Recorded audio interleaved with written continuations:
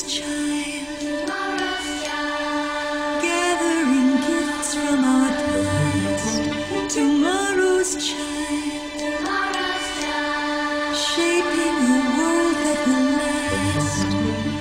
Holding the spark as we embark on a great journey together. We're learning to reach for hope and desire, building a world to inspire. Tomorrow's child, shining a brand new way. For the future world is born today.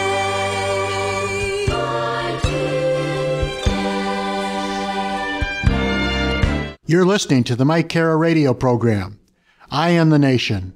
Well, welcome back to our next edition of the Mike Cara radio program, Eye on the Nation. We definitely have our eye on the nation, as always, proudly broadcasting from Ocoee, Florida, USA, planet Earth.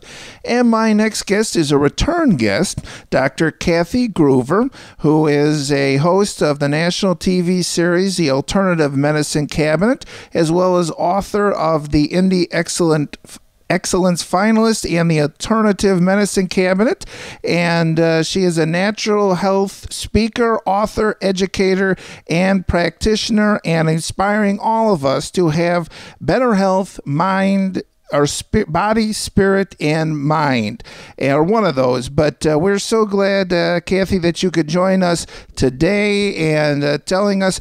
Our topic for today is stress and relaxation, and we know we all have stress, and we're looking all ways to get rid of that stress. And first of all, Kathy, let's talk about that. And now, where do we start on this subject? As I mentioned, we all have stress, and we all kind of have the idea, and the attitude, well, just deal with it. But I mean, what do we first have to know, when we tackle something like this? Absolutely. It's a very complex subject because we all have different ways of dealing with stress, and we all have different things that make us stressed out. And I use this example a lot in my lectures when I speak about stress is, I love skydiving. Jumping out of a plane, floating through the sky, hopefully landing very softly on the earth. And there are some people, in fact, most people, that wouldn't dream of doing something like that. They find the thought of that incredibly stress-producing, very anxiety-producing for them. So the first thing we have to understand is that everybody has different things that are their triggers for stress. And then the other thing that's really important is we oftentimes can't change the stress around us. We can't change the economy. We can't change, for the most part, our job situation, our financial situation. Most of these things are really, really out of our direct and personal control. So if we can't stop the stress and we can't change the stress, how do we fix this problem? And the answer is we have to change our reaction to that stress. We have to reframe our thinking about it. We have to find ways to do stress-reducing activities or lifestyle changes so that we can handle that stress better. So I think that's the first thing we have to understand is it's not the stress is the problem, it's our reaction to the stress, and that we have control over. Oh, so it's that reaction to the stress. So yeah, that's good to know. So yeah, so we hear Kathy a lot of times, good stress, bad stress. I mean, what's your take on that? I mean, if we won the lottery and we're racing around and our hearts pumping, 150 beats a minute, it's like, oh, that's good stress. That's okay. I mean, how do you look at that as far as good stress and bad stress goes? Well, I mean, we say those things, they call it eustress if it's good, people getting a job promotion, getting married, jumping out of an airplane. I mean, that's, for me, good stress. For someone else, it's bad stress. I don't know that we can really distinguish between those two. And in fact, most people are familiar with, there's a very famous chart that gives numerical value to stressful things. And what you would do is you would look at this chart of, okay, death in the family, job loss, new baby, moving residence, blah, blah, blah. Each of those are given a numerical value, and then you determine what your stress level is at this time. Well, in the top 12 of those events, 4 of them are positive things. So it doesn't necessarily matter that it's good stress, the body still registers it as stress.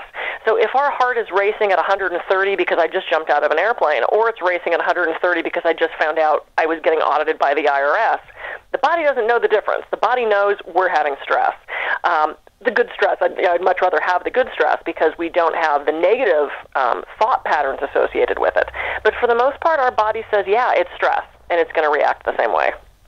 Okay, and now we want to talk about, there's so much to talk about as far as this relaxation, a part of it. And I know the one thing, again, if you bear with me, Kathy, I'm going to tell our audience a little bit about my particular situation. And basically, it's that for me, I have to have a balance of basically work and, enjoying TV shows, watching YouTube videos, exercising, physical activity. I can't necessarily do this particular show, 12 hours a day, and I think one of the reasons that I try to fight stress better is I try to do relaxing things. I just don't push myself. I mean, do you agree with that we need a balance of fun and pleasure and work in our lives? Yeah, absolutely, and that's one of the big things is, it's not really a myth anymore, but we talk about this type A personality, which used to be thought of as this very high-powered executive. Typically, they were male, they were very stressed, very high energy, go, go, go, lots of pressure, perfectionist, really overly huge work, drive to get things achieved and accomplished, and we truly see that. I mean, there is a definite type A personality. I fall into that category, and I could learn from you, Mike, because I don't do enough relaxing things. I don't stop. If I have 20 minutes, during my day, rather than taking that time to relax, go for a walk, do something fun, I'll jump on LinkedIn and see if there's more connections, or I'll scan through my email to see if there's something I have to catch up with. And not giving yourself a break is going to lead long-term to more stressful problems. Because if we can deal with stress and if we can relax on a daily basis rather than building everything up for 6 months and then taking that big 2-week vacation, we need to have little mini breaks throughout the day. I dance. That's my big stress reliever. I dance 5 days a week. I've given myself permission to do that, and that keeps me sane. It's good exercise for body, mind, spirit.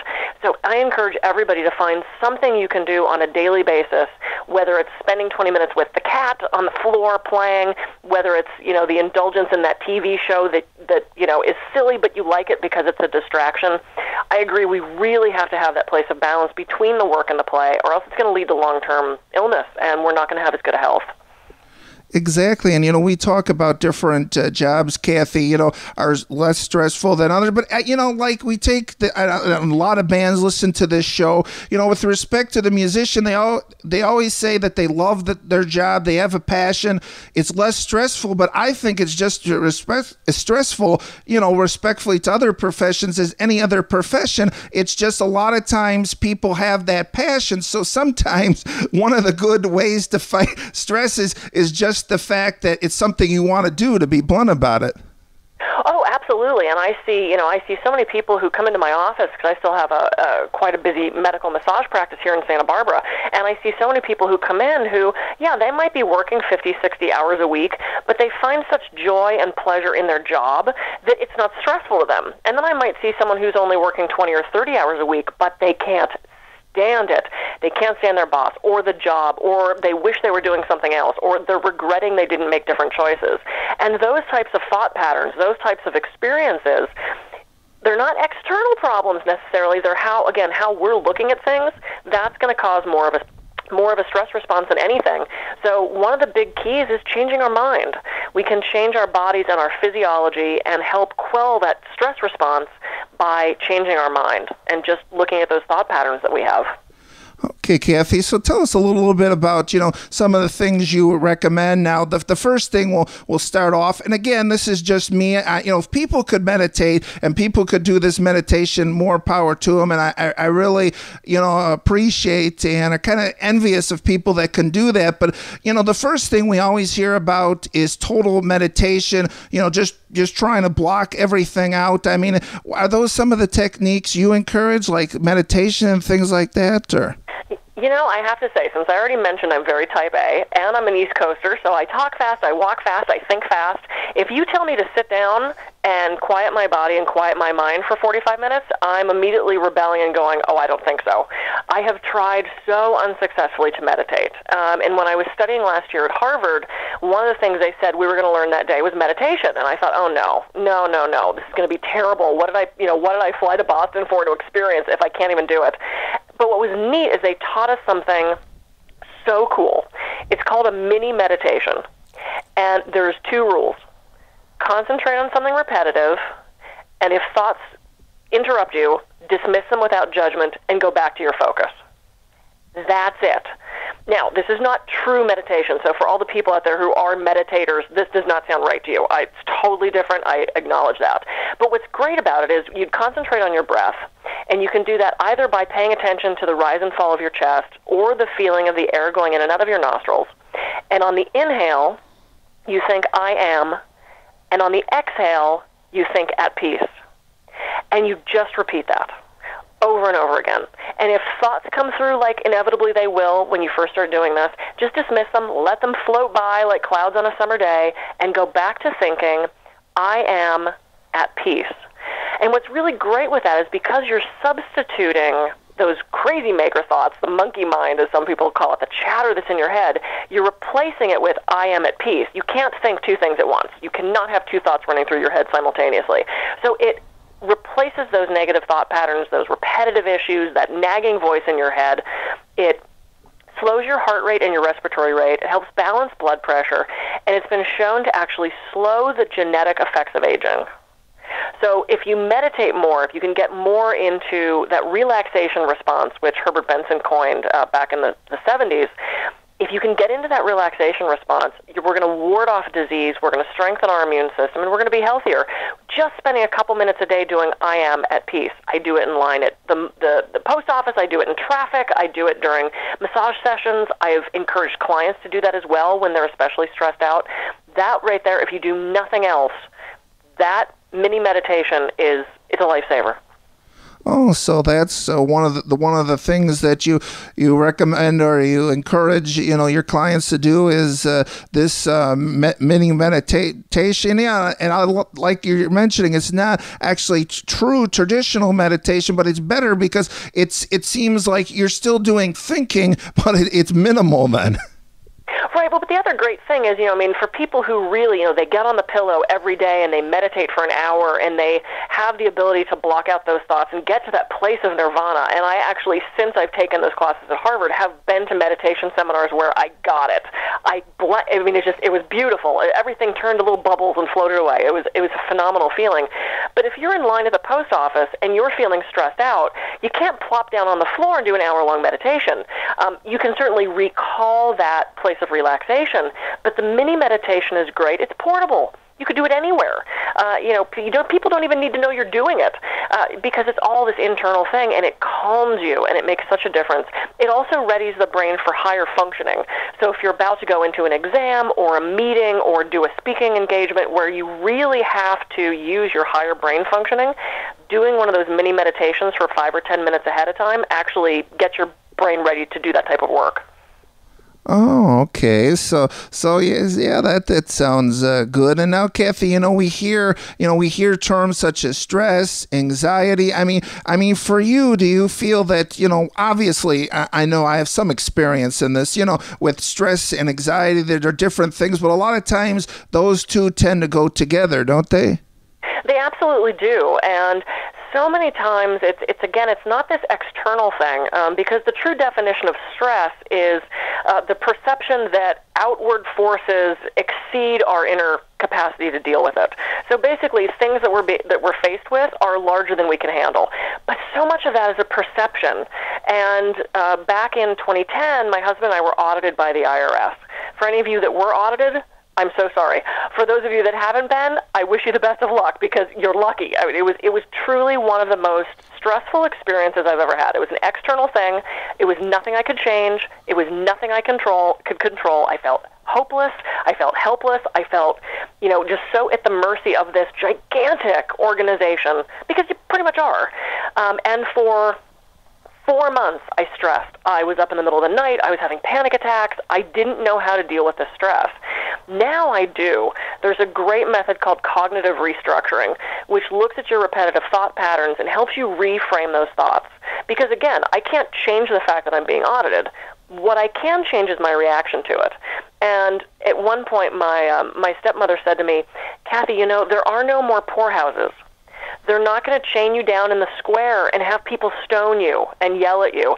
And that's almost what I felt like I was going to be facing. And she said, what truly is the worst thing that could happen? And I said, we owe them money. She said, okay, what is the worst thing from that could happen? What if it's more money than you have? And I said, we get on a payment plan.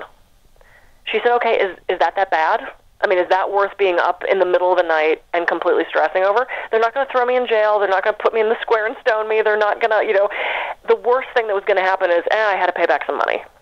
And in reframing that thinking, I was actually able to start to deal with that situation better. And then when I learned about cognitive restructuring, which is way too complicated to get into on the show, but for anybody that wants to start reframing their thinking and get rid of some of those repetitive, stressful thought patterns, cognitive restructuring is a phenomenal technique. It's so easy to use, and once you've grasped it, it becomes second nature. You don't even have to sit down and, quote, work at it. It just, you change your thought patterns.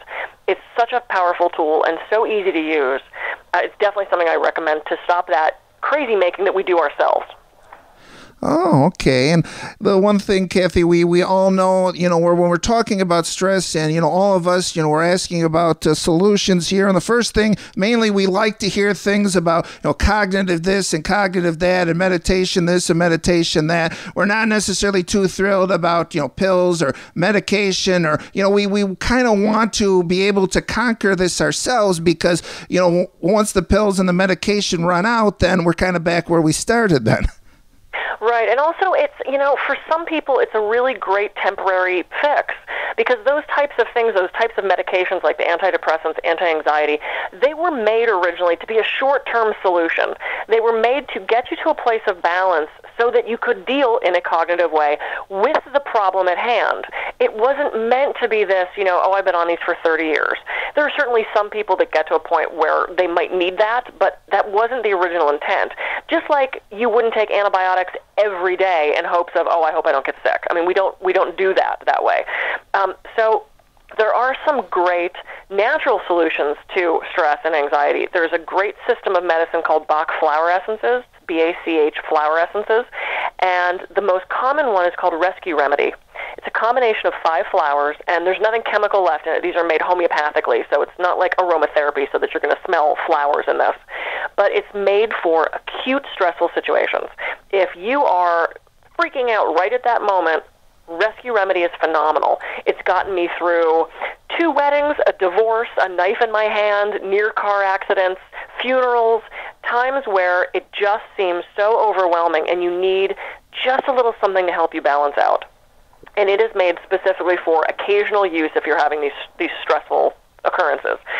Something else is that you can do with the Bach flower essences is actually go to a practitioner and they will mix a custom formula for you of the 38 flowers, and I have seen them work on so many different mental issues at that time. I equate the flowers to keys on a piano. We have this emotional piano, and by people pounding on certain keys, so maybe we have a dad that's an alcoholic, or a stepdad that's unemployed and abusive, or a mom that's depressed and distant, or a boss that's overbearing and controlling. Those things pound on our emotional piano and we get out of tune. Well, the Bach flower essences go in and retune that piano. And if you get a custom formula made, I have truly seen dramatic changes in people's moods and their outlook on things in a matter of, hours, frankly, but definitely in a matter of days. It's a beautiful system. There's no side effects. There's nothing chemical in it. It doesn't interact with anything. So that's a really great non-Western medicine solution for those mood issues, for the minor mood problems that we're having. Oh, okay. Now, where can we get that? I mean, somebody could visit a natural health practitioner like you. I mean, is that the best way to get this? Yeah, absolutely. I mean, if you're going to do a custom formula, I definitely recommend going to someone. There are, questionnaires you can fill out online that lead you towards which flowers you would need. And frankly, most practitioners are going to have you do that form also. But there's an observation and an insight coming from working with a practitioner. I have my clients fill out the form, but I also observe, I think about the past of how they've talked about themselves, how they've talked to others about themselves, how they refer to the problems and conditions that they're facing. And sometimes that helps me lead to a different flower choice. So if I think 9 would work, you really don't want to put more than 5 or 6 in a combo. So I have to distill down which of those I'm going to choose. And working with a practitioner is a great way to do that because they have insight into you that you might not necessarily have yourself. Outsiders see things that we don't necessarily see of ourselves. The other thing is rescue remedy you can get almost anywhere. Even our traditional drugstores here in California have it. It's in the vitamin section. It's a little yellow bottle called Rescue Remedy. All the health food stores have it. You can buy the remedies individually, but again, working with a practitioner and having them mix a custom formula for you, really the best choice when working with this method. Okay, and now, Kathy, I'm sure now as a natural health practitioner, I mean, I'm sure when you meet with a client and examine, a client, you can pretty much identify, whether this is something that, is just stress or, like we're saying, more mental health issues. I mean, you're in a position where you could determine whether you're the best person or maybe they need some other kind of help. Absolutely, and I do tons of referring, tons of referring. And I've had so many clients walk in, they describe their symptoms, and I say, it sounds like you've got a rib out, I'm going to send you to the chiropractor. Or, you really should think about getting some orthotics because you're really supinating on that foot, and that's causing your back problems. I'm not a cure-all for anybody. I do what I can with the tools I have, and I would send people to acupuncturists. I have a couple MFCCs, marriage family therapists, that I recommend people go see, because even if you're taking, the Bach flower essences can help, and antidepressants and all that stuff, it can help, but unless you're getting to the root of the problem, and oftentimes that's something that needs to be talked out. Massage is another great stress reliever, so I have a lot of people that come to me just because I'm their respite in the week. They might not do anything else for themselves, but darn it, they make time for me because they know it's helping them stay healthy. You have to have something, even if it's, like I said, dance class, or my husband is a runner, or people go swim, or they spend time with the grandkids. You have to have something. And if you have a good practitioner, they'll help you find that, and they'll get you to people that can help you find that. Oh, so that's the key then, to find a good like we're saying, natural health practitioner, and not to be afraid that okay, is it this right for me? That you direct them to where they need to be, and especially when we're talking about stress, if they're, like we're saying, if it's more a mental health issue, then you could direct them accordingly.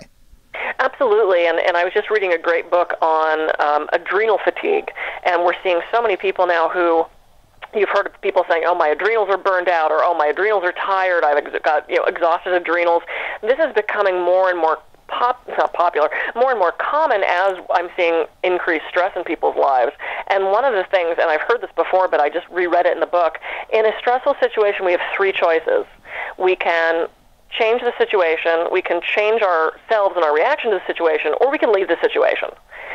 We can't always change the situation. If we're having conflict with our boss, we can't always walk in his office and go, wow, you know what, you're causing me stress, I quit. Especially in this economy, it's hard to just let go of a good paying job. You might need that to support yourself and your family. You can change your reaction to that. Rather than getting mad when my boss says that, I'm going to do a mini, I'm going to do a breathing, I'm going to take a walk around the block, I'm going to rethink about how I'm reacting to that, and I'm going to make a different choice. Or you leave. That's, you go. I mean, there's very few options, but they're all good options. So if we can't change the situation, we can at least change ourselves and our reaction to it.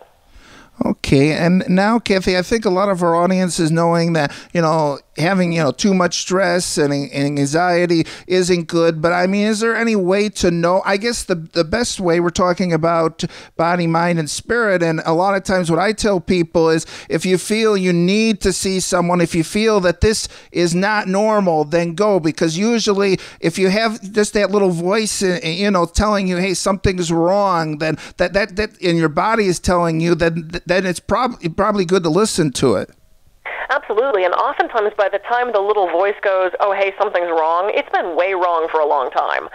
There's some really subtle signs of when stress is too much, and it's everything from, road rage and not finding joy in the things we used to, or sleeping too much, or turning more to drugs, alcohol, food, being cranky with people, being very short-tempered with people who haven't really done anything wrong, having an over-exaggerated response to things.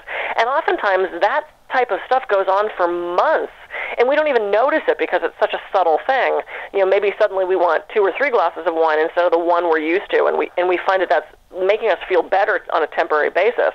Things like that are signs that there's a problem, and the stress and our response to that stress needs to be addressed. So by the time the voice goes, hey, dude, maybe there's a problem, it's probably been building for a while, and your friends and family probably have noticed it already, but they're too nice to say anything.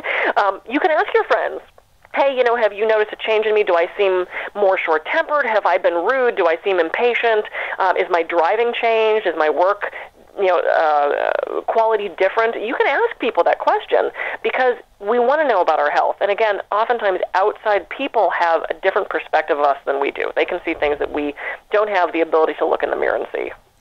Oh, so yeah, don't be afraid to ask, family and friends and, for their personal opinions, because like I said, when we're looking from the inside out, we'd like to have a second opinion of people from the outside looking in, so to speak. Right.